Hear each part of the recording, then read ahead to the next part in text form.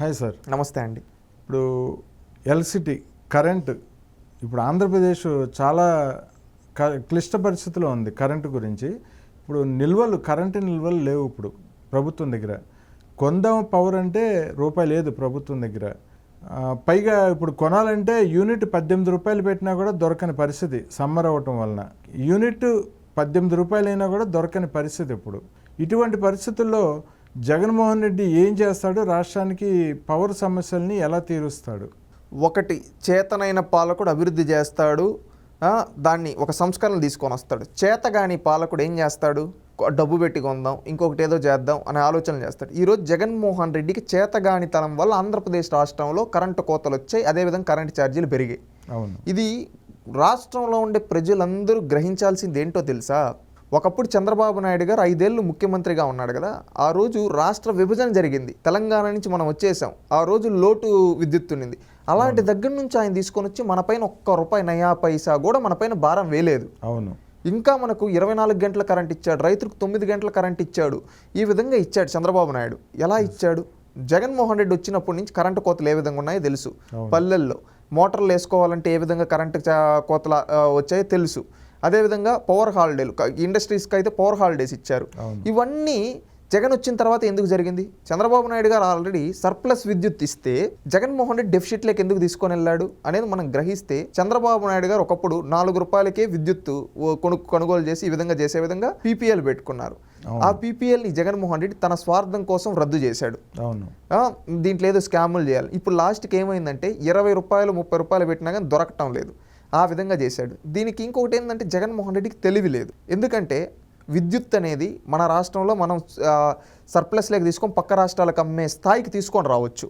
అది ఏ విధంగా అంటే జగన్మోహన్ రెడ్డి గారికి వాళ్ళ క్యాబినెట్లో ఉండే మంత్రులకు తెలియకపోతే కాస్త తెలుసుకోండి. ఎందుకంటే మీరు ఎప్పుడు పక్కన ప్రత్యర్థుల్ని బూతులు తిట్టడం, వాళ్ళ ఇంట్లో ఆడవాళ్ళని తిట్టడం తప్పితే మీరు ఏ రోజు ఫోకస్ చేస్తుండ్రు. బహుశా ఆ శాఖ అధికారులతో కూర్చొని చర్చించుంటే నిజంగా మీరు సర్ప్లస్ విద్యుత్ తీసుకొని రావాలంటే ఆలోచించుంటే మీకు తెలిసి ఉంటుంది. తెలియకపోతే తెలుసుకోండి. ఏంటంటే దేవుడు మనకిచ్చిన వరం సూర్యోదయం తెల్లారైతే సూర్యుడు వస్తాడు. దానివల్ల మనం సోలార్ పవర్ ప్లాంట్స్ పెట్టుంటే సోలార్ ఎనర్జీ అనేది మనం జనరేట్ చేసి ఉండొచ్చు. అప్పుడు ఆ విద్యుత్ అనేది వచ్చి ఉంటుంది. ఇంకొకటి, సాయంత్రం అయితే మనకు గాలి వస్తుంది. విండ్ ఎనర్జీ ద్వారా మనం ఎలక్ట్రిసిటీ జనరేట్ చేయొచ్చు. అదేవిధంగా మన రాష్ట్రంలో 2 జీవనదులు ఉన్నాయి, కృష్ణా, గోదావరి. ఈ 2 సముద్రంలో ఎన్నో నీళ్ళు కలిసి అవి ప్రాజెక్టులు, పోలవరం ప్రాజెక్టు కావచ్చు, కొన్ని లిఫ్ట్ ఇరిగేషన్ ప్రాజెక్ట్స్ కంప్లీట్ చేసి ఉంటే అక్కడ ఆ విద్యుత్ ఇప్పుడు వానలు వచ్చినప్పుడు జల విద్యుత్ కేంద్రాలు ఏర్పాటు చేసి ఉంటే చెక్ డ్యాములు నీళ్ళు ఉంటే అటు రాష్ట్రం సస్యశ్యామలం అయి ఉంటుంది. 175 నియోజకవర్గాలు ఉమ్మడి 13 జిల్లాలు సస్యశ్యామలం అయి ఉంటాయి. అదేవిధంగా ప్రతి గ్రామానికి నీళ్ళు వచ్చుంటే అక్కడ ఈ ప్రాజెక్ట్స్లో ఉండే నీళ్ళ వల్ల ఎలక్ట్రిసిటీ జనరేట్ అయి ఉంటుంది. ఇక్కడ ఒక్క దాని వల్ల 2 ఇంటర్లింక్ అయినాయి. ఇటు రైతులు బాగుపడి ఉంటారు, ఇటు ఎలక్ట్రిసిటీ ఇన్ని విధాలుగా జనరేట్ అయి ఉంటుంది. ఈ జనరేట్ అయిన ఎలక్ట్రిసిటీని నువ్వు మన రాష్ట్రంలో వాళ్ళకే కాకుండా మన రాష్ట్రంలో ఏం చేసి ఉండదు తెలుసా? ఇంకా రేట్లు తగ్గించి ఇచ్చి ఉండొచ్చు. అప్పుడు పేదవాళ్ళపైన ఎంతో భారం తగ్గుతుంది. పరిశ్రమల వాళ్ళకి నువ్వు ఇన్సెంటివ్స్ ఇచ్చి ఉండొచ్చు, మీకు పవర్ ఫ్రీ ఇస్తామని చెప్పి. అప్పుడు రాష్ట్రంలో ప్రతి జిల్లాలో పరిశ్రమలు పెట్టునుంటారు.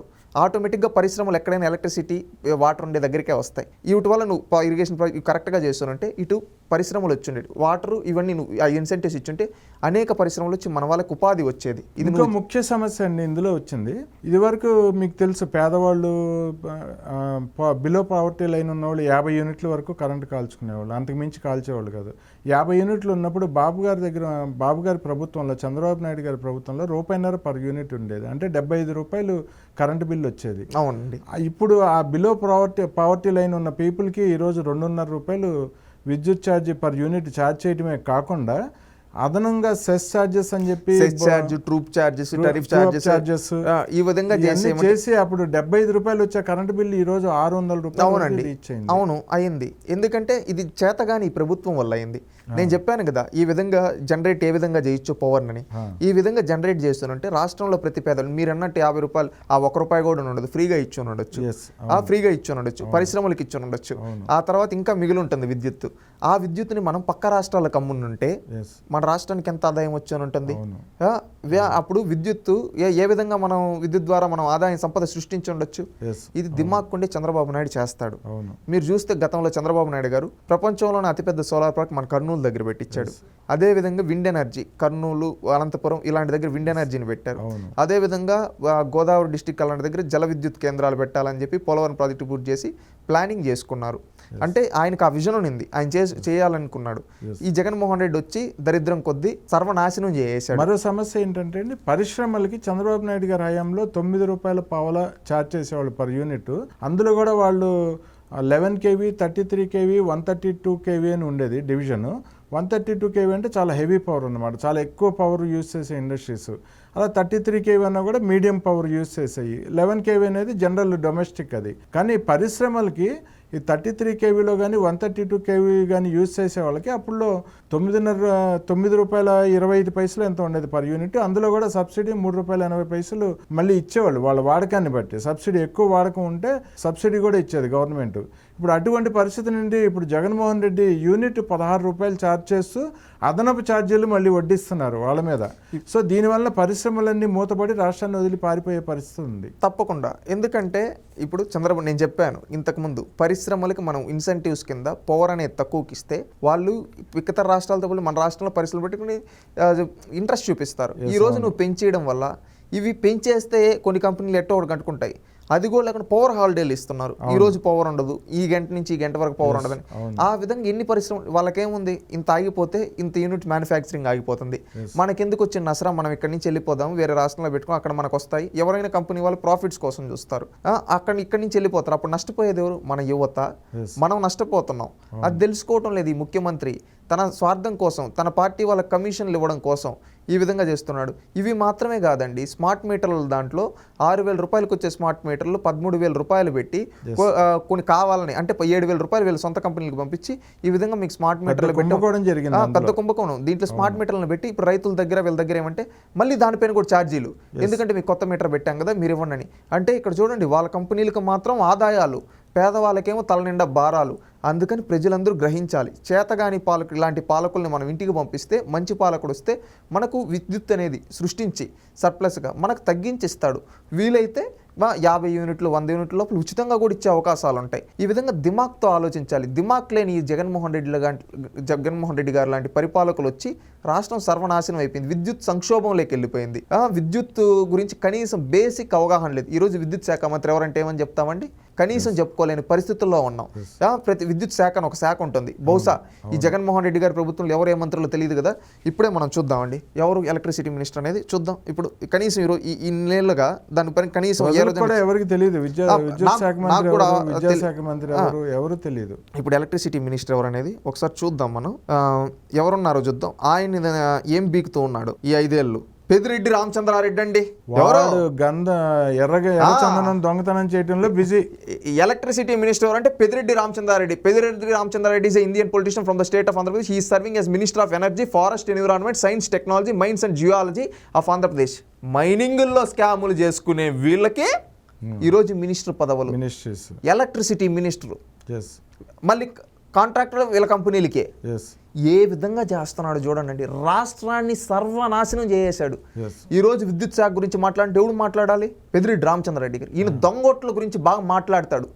దొంగోట్లు వేపేయడంలో ఎర్రచందనం దోపిడీ. ఎందుకంటే ఫారెస్ట్ మినిస్టర్ మళ్ళీ ఈయనే.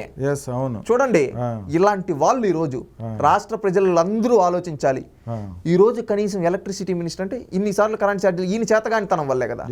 ముఖ్యమంత్రి చేతగానితనం, ఈ మంత్రి చేతగానితనం వల్లే కదా. అలాగే రాష్ట్రంలో ఆక్వా రంగం కూడా చంద్రబాబు నాయుడు గారి హయాంలో 4.5 రూపాయల నుంచి 6 రూపాయల మధ్యలో ఉండేది ఎల్సిటీ. ఇప్పుడు 9 రూపాయల పైన ఛార్జ్ చేస్తున్నారు. ఆక్వా రంగం మొత్తం సర్వనాశనం అయిపోయింది. గోదావరి జిల్లాలో ఆక్వా అనేది ఎక్కువగా వాడతారు. అవును, ఆక్వా రంగం అనేది చెరువులు, చేపలకి, రొయ్యలకి మేజర్ గా అక్కడ.